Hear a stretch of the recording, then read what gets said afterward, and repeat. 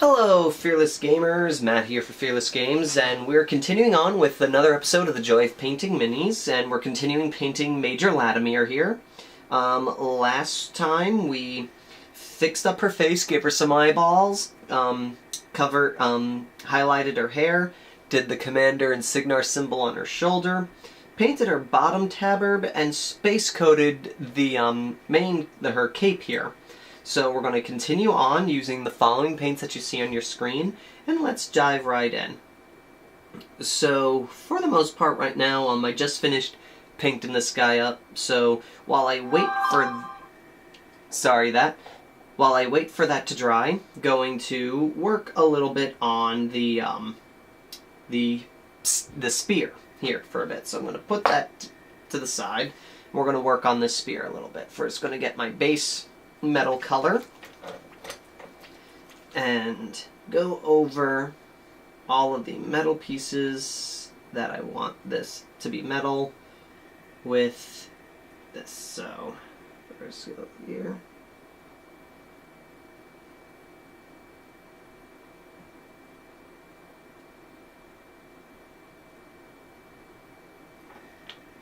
And then we're going to paint up here. The interesting part is going to be when we paint those coils, because I have a very distinct color scheme for how I do those metal light power coils on the spear here. It's going to be an interesting thing to do. That's going to be that's for sure, because it's probably the most tedious out of all the parts on this, of my Cygnar models that I paint. The lightning coils are probably the most tedious of all of them, because I sit there and I actually have a whole procedure. It's probably the closest I get to how I paint my 40K stuff that I get with this. It's going to be fun. That's for sure. How many times will I say fun before this is done? I don't know. So, just painting that up.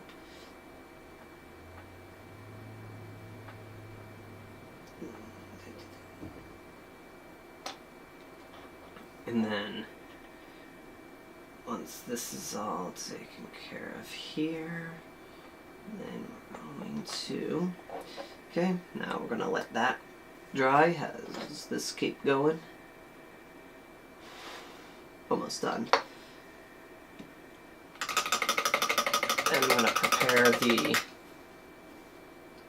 gold parts, because there's going to be some gold on that. There it is.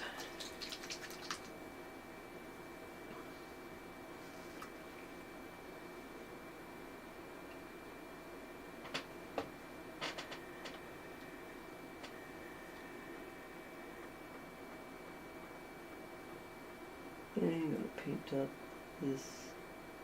all this area that's going to be the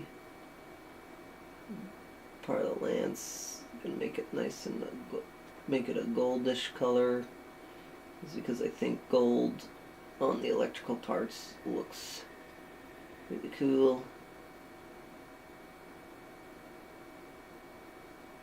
And very fitting. That's just me.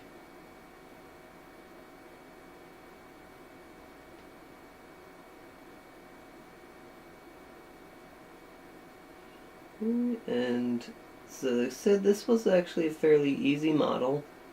Not too many episodes long this time around, not the usual 10 or 12 like I normally do. One of the reasons why I picked this is because by the time this gets up, I'll be heading off into a vacation time, and I won't have any time to make any more episodes. Not sure if the other guys have any episodes that they'll have up to fill in the gaps, so there's going to be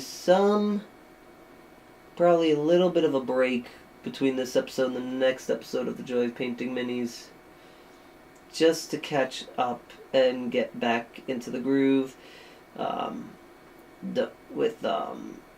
with stuff, and depending on certain factors, I may be going back out on vacation like practically immediately afterwards, so we'll see how things play out. Okay, so got that taken care of,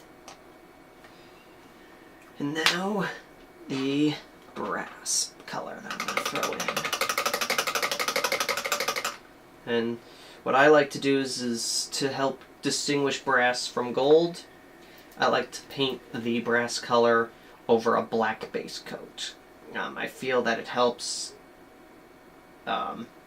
distinguish the brass a little bit better from gold. It makes it easier to like pick out.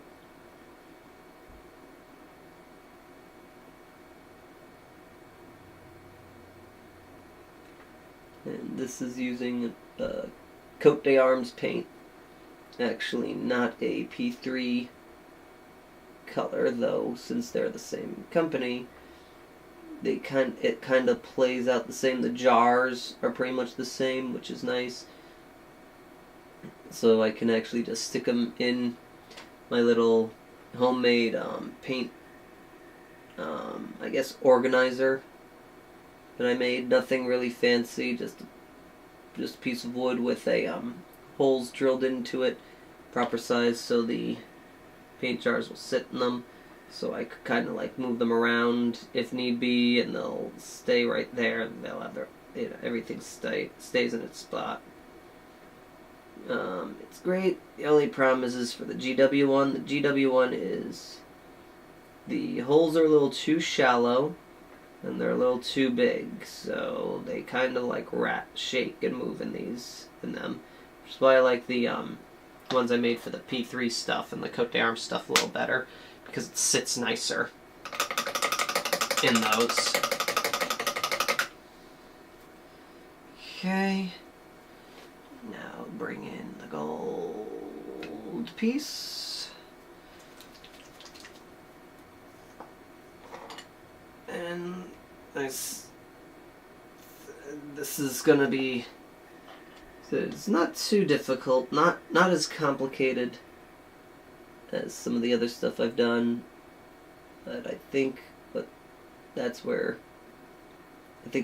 like the appeal comes in. Also, is how even with some crazy techniques and such, you can do stuff that's a little bit less time consuming. I probably said this before in another episode. I apologize if I'm repeating myself. But there we go.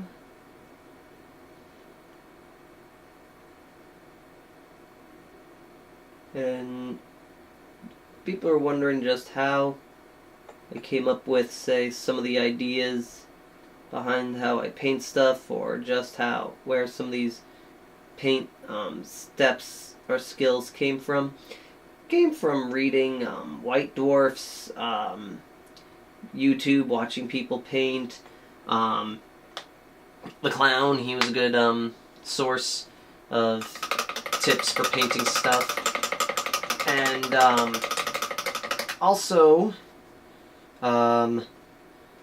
just experimenting, playing around, seeing what works, seeing what didn't work, and making a whole lot of mistakes that would eventually turn into strength and experience, so I could not make the same mistakes twice.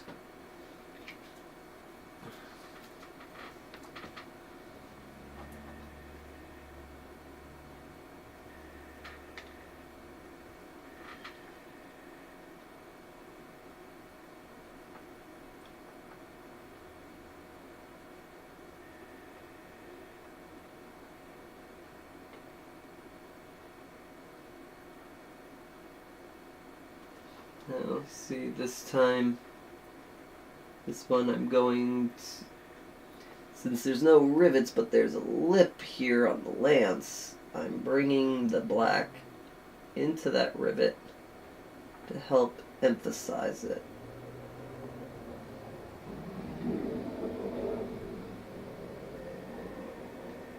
So you can see it.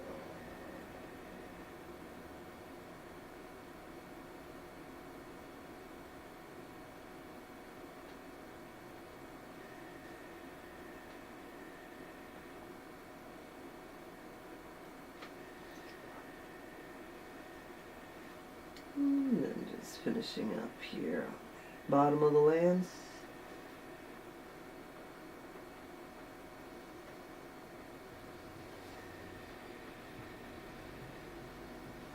Okay, so we'll put that aside for now while we let it dry. And we'll move on to go back to Laddermore's body, main body here. And we're going to throw in a blue wash over that cape of hers. Oh, still have the... This is how bad it was. Still, it was wet from the last part of the project that we did. So I'm going to try and thin this out as best I can, because I don't want this too thick, just enough to help emphasize the details.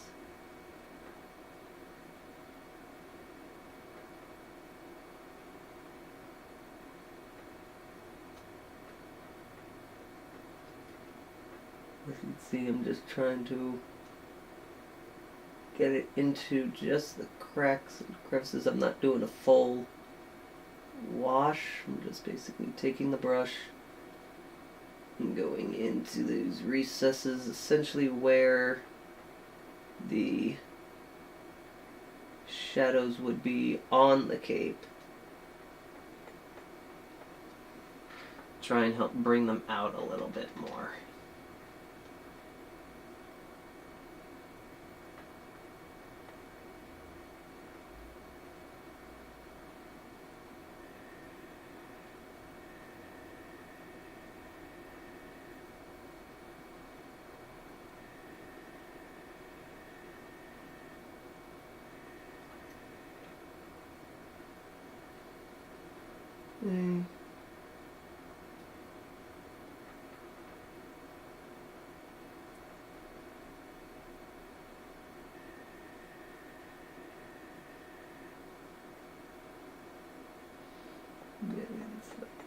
Little tiny nooks and crannies where these obviously where it'd be on the, and that's the tricky part, is just watching where and seeing where the ink should go.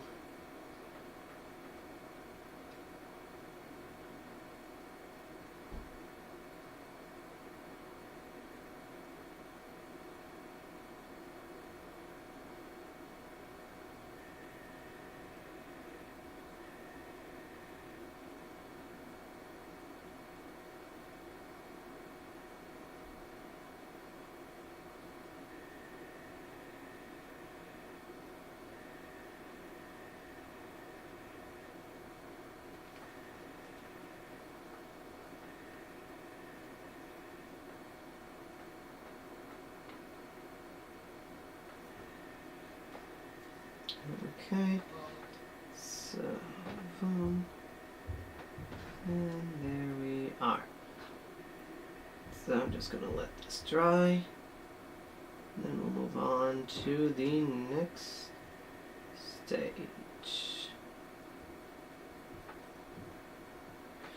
Okay, so give that a moment. And we will go back to the lance for now and finish up that. Not much left to do, actually. We can probably start gluing that onto her. Let me just take a little peek. Put a pin on it before so I could get an idea of how it's going to look. I should be able to get away with pinning this now. So let's take our glue.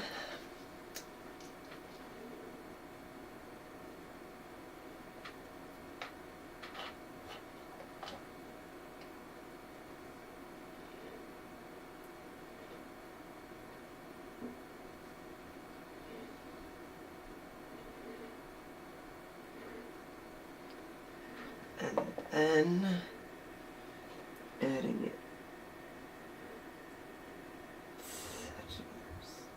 or land, sorry. And waiting for the glue to dry. And there we go. She's now armed.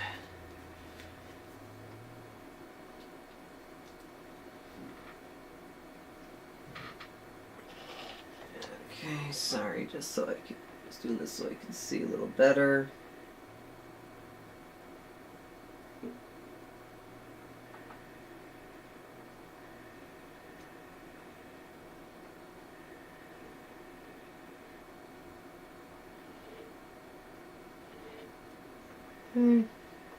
Should have put some small dab of glue on her hand there, because there's a slight gap, but only when you see it from a certain angle, so it shouldn't be too terrible. Good enough for government work. If it falls off, well, it falls off. And I do have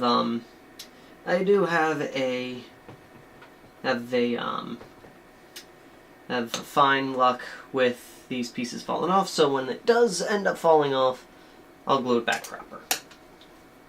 So now I'm going to take a highlight of my gold here to put on the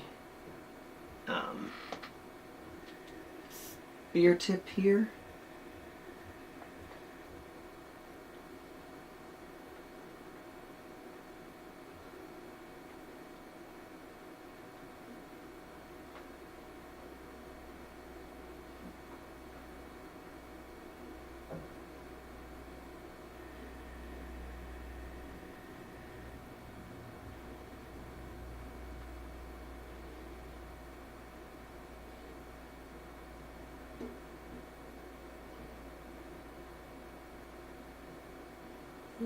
Okay. And I'm going to get some of the rubric gold because that's a little darker, so that'll look better on the tips of the spear here. The brass here, that is, sorry.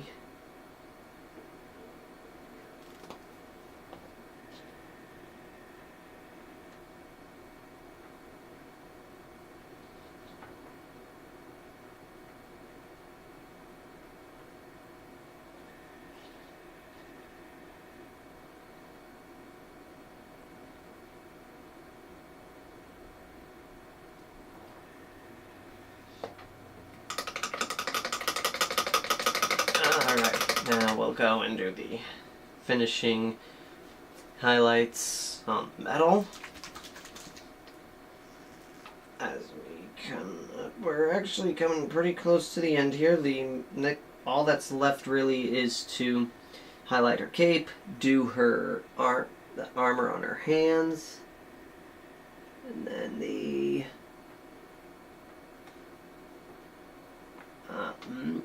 power conduits.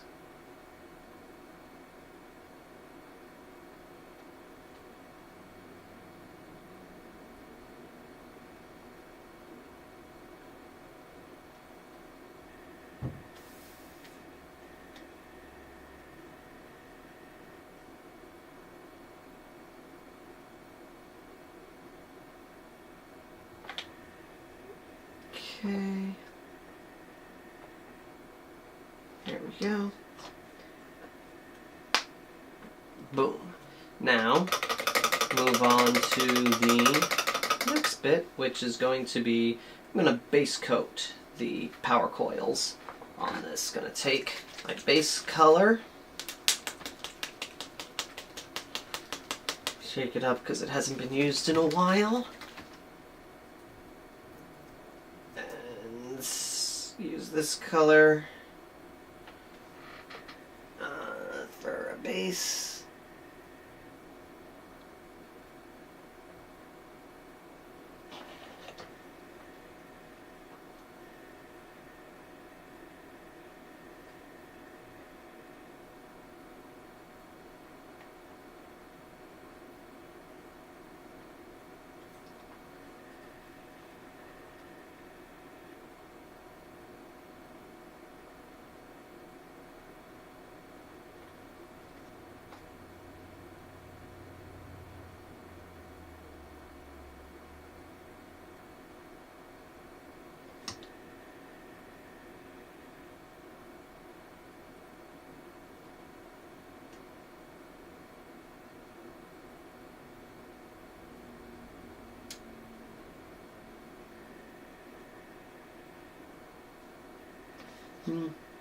And see, I'm being a little messy with it just to help get like a light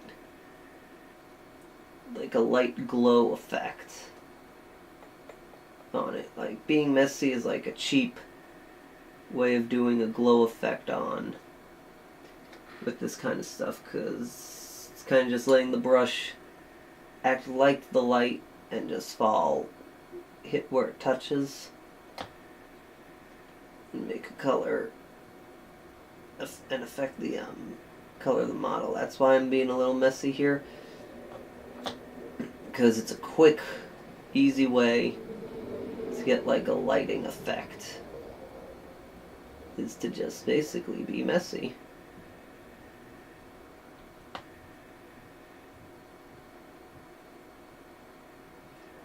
Especially with the base color. When you get to the main colors that we're going to be getting to with the light, you have to be a little bit more careful. But this piece here kind of like sets the groundwork for the color of the conduits, and helps give you like a map for where your lighting effects should be. And this will wrap us up from here once I'm done with this.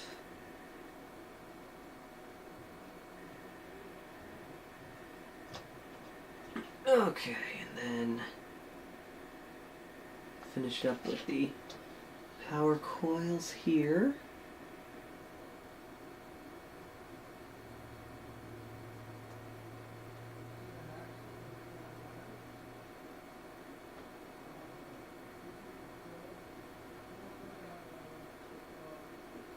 And don't mind my loud dad, he's loud.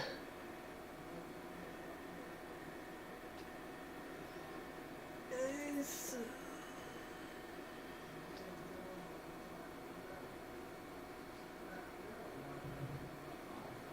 Okay, and then this little piece here, like I guess the generator.